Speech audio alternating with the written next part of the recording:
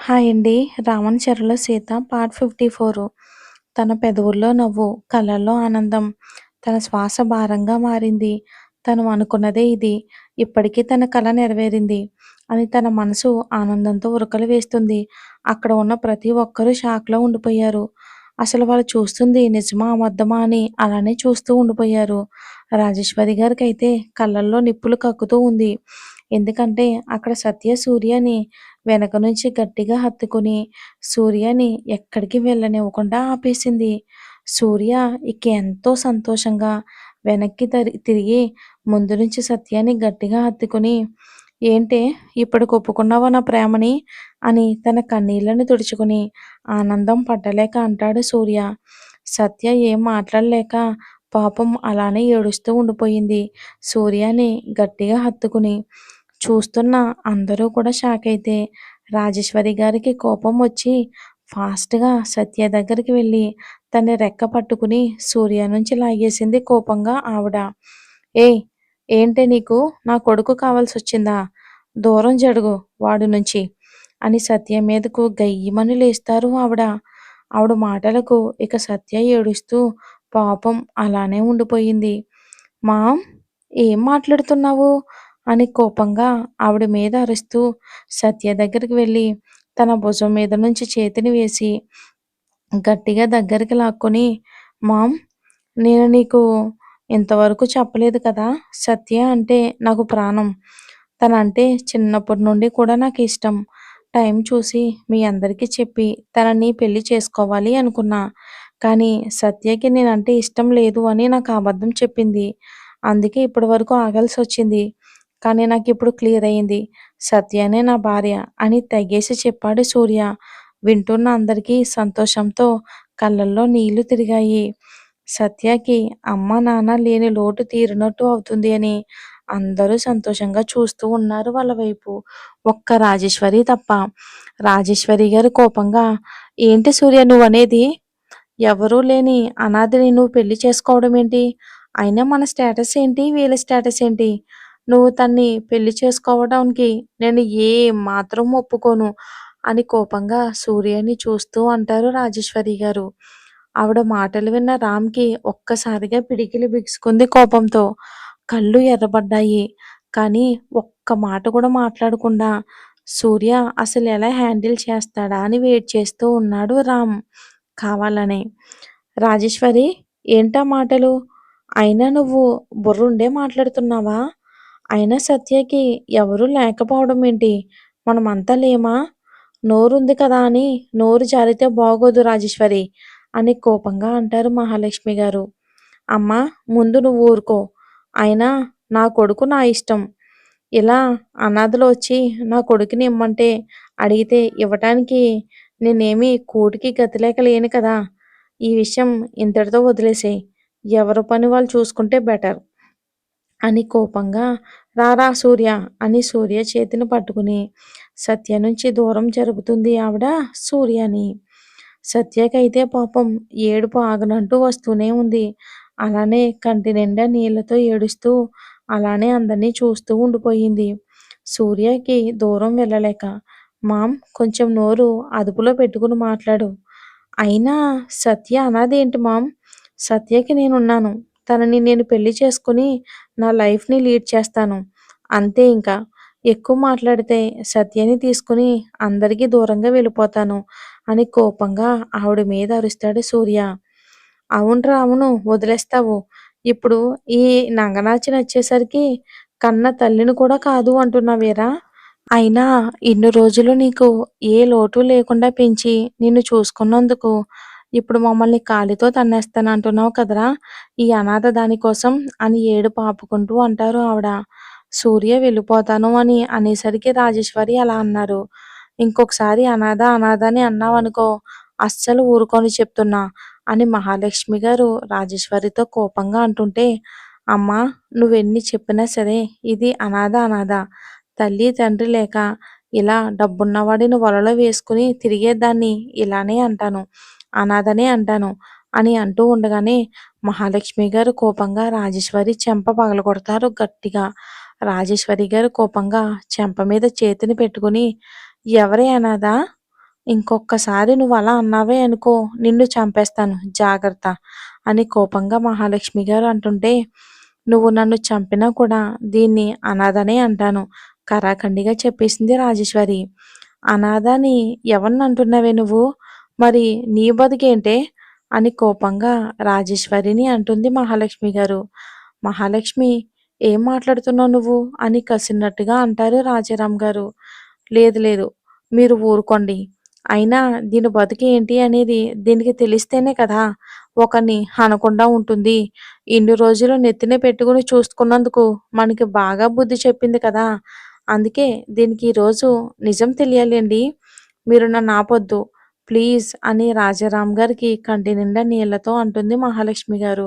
ఆవిడ మాటలకు సైలెంట్ అయిపోయారు రాజారాం గారు ఏమీ మాట్లాడలేక. ఏంటమ్మా నువ్వనేది? అసలు దేని గురించి మాట్లాడుతున్నావు? నా దగ్గర అసలా ఏం దాచిపెట్టావు? అని మహాలక్ష్మి గారి దగ్గరికి వచ్చి అంటుంది రాజేశ్వరి. ఏముందే దాచిపెట్టడానికి? నీకీ విషయం ఎప్పటికీ తెలియకూడదు అని అనుకున్నానే. కానీ అదే నీకు తలపొగరెక్కి ఎలా ఒకరిని ఇబ్బంది పెడుతున్నావు చూడు. అదే నీకు శాపంగా మారిందే. అందుకే, అందుకే ఈరోజు నీకు ఈ విషయం ఖచ్చితంగా చెప్పాల్సిందే అని కంటి నిండా నీళ్లు తుడుచుకుని అందరూ అనుకున్నట్టు నువ్వు నా కన్నబిడ్డవి కాదు. ఎవరో నిన్ను కనేసి రోడ్డు పక్కన పడేసి వెళ్ళిపోయారు. మేము గుడికి వెళ్ళి వస్తూ ఉండగా నీ ఏడుపు సౌండ్ విని వచ్చి చూడగా నువ్వున్నావు. అప్పుడు నీ అన్న, అదే నా కొడుకు, అప్పటికే వాడికి 5 సంవత్సరాలు. వాడు నిన్ను చూసి నాకు చెల్లి కావాలి, చెల్లి కావాలి అని ఒకటే మారం చేశాడు. ఇక మాకు కూడా నిన్ను వదలాలి అని అనిపించగా నిన్ను నా కూతురిగా మార్చుకున్నానే. ఇంకా చెప్పాలి అంటే నీకోసం ఇంకా పిల్లల్ని కూడా కనలేదు నేను. నువ్వు, వాడు మీ ఇద్దరే చాలు అనుకుని బతికామే. ఇంకొక విషయం చెప్పనా? నిన్ను పెళ్లి చేసి దూరంగా పంపిస్తే ఎలా ఉంటావో అనే భయంతో నిన్ను నా ఇంట్లోనే పెట్టుకున్నానే అని బోరున ఏడుస్తూ కింద కూలబడిపోయారు మహాలక్ష్మి గారు. వింటున్న అందరికీ కళ్ళల్లో నీళ్లు. ఎందుకంటే ఈ విషయం ఇంతవరకు ఎవరికీ తెలీదు. ఎవరికీ చెప్పాలని కూడా అనుకోలేదు ఆవిడ. కానీ ఇలా చెప్పాల్సి రావడంతో గుండెలు పగిలేలా ఏడుస్తూ ఉన్నారు మహాలక్ష్మి గారు. అదంతా విన్న రాజేశ్వరి గారికి అసలు మైండ్ మొత్తం బ్లాంక్ అయిపోయింది. అస్సలు ఏం నమ్మలేకపోయారు.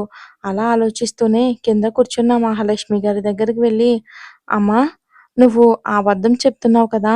ఇది నిజం కాదు కదా! అని బరువెక్కిన గుండెతో అంటుంది రాజేశ్వరి. అవునే, అవును. ఇదంతా నిజమే. నువ్వు నా కన్నబిడ్డవి కాదు. కానీ నిన్ను నా ప్రాణం కన్నా ఎక్కువగా ప్రేమించానే అని రాజేశ్వరి గారిని గట్టిగా హత్తుకుని గుండెలు పగిలేలా ఏడుస్తూ అంటారు మహాలక్ష్మి గారు. రాజేశ్వరి గారు కూడా ఏడుస్తూ, అమ్మా, సారీ అమ్మా. నా జీవితాన్ని సరిచేశావు. నా కళ్ళు తెరిపించావమ్మా. నన్ను క్షమించమ్మా అని ఏడుస్తూ అంటుంది రాజేశ్వరి. నువ్వు నాకు పుట్టకపోయినా నిన్ను నా కడుపులో పెట్టుకుని పెంచానే. నువ్వు నా కన్నబిడ్డవి కాదు అని నేను ఎప్పుడూ అనుకోలేదు. ఇప్పుడు నీకు ఈ నిజం తెలియాలనే ఇలా చెప్పాను కానీ నిన్ను దూరం చేసుకోవాలని మాత్రం కాదే. నువ్వు నా ప్రాణం రా అని రాజేశ్వరి గారిని గట్టిగా హత్తుకుని బోరున ఏడ్చింది మహాలక్ష్మి గారు. అక్కడ ఉన్న ప్రతి ఒక్కరి కళ్ళల్లో నీళ్లు. నేనేమీ అనుకోనమ్మా. ఎవరు అవునన్నా కాదు అన్నా నువ్వు మా అమ్మవి. నేను నీ కన్న కూతుర్ని. నిన్ను విడిచి నేను అస్సలు వెళ్ళనమ్మా అని నవ్వుతూ అంటారు రాజేశ్వరి గారు. నీ గురించి నాకు బాగా తెలుసు. నువ్వు నన్ను వదిలి ఉండలేవు అని. జరిగిన దాని గురించి ఆలోచించకుండా పిల్లలకి పెళ్లి చేద్దాం సరేనా అని మహాలక్ష్మి గారు అనగానే సరే అని తల ఊపి సత్య దగ్గరికి వెళ్ళి తన ముందు నిలబడింది రాజేశ్వరి.